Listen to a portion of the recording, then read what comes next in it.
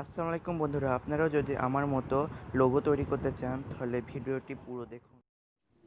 তো বন্ধুরা, প্রথমে আপনারা ডিসক্রিপশনে একটি লিঙ্ক পাবেন, সেই লিঙ্কে ক্লিক করে আপনারা অ্যাপটি ডাউনলোড করে নেবেন। তারপর আপনারা ক্রিয়েট অপশনে যাবেন। ক্রিয়েট অপশনে ক্লিক করার পরে এখানে শেপস নামের অপশন আছে।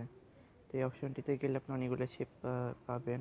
তো এখান থেকে আপনি যে শেপটা ইচ্ছা সেটা নিতে পারবেন।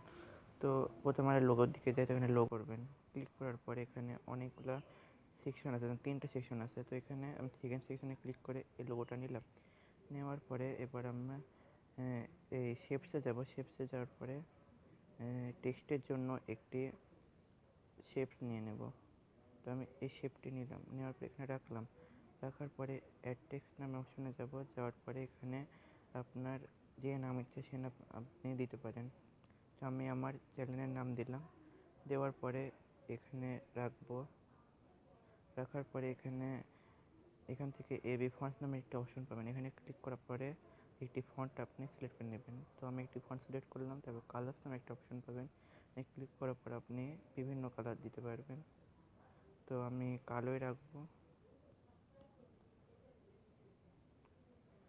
তো আপনারা চাইলে এটি ডিলিটও করে দিতে পারেন। এবং আপনারা এখান থেকে এই লোগোটিকে সেভ করতে পারেন। ক্লিক করলে দেখুন আমার লোগোটি কিন্তু সেভ হয়ে গেল।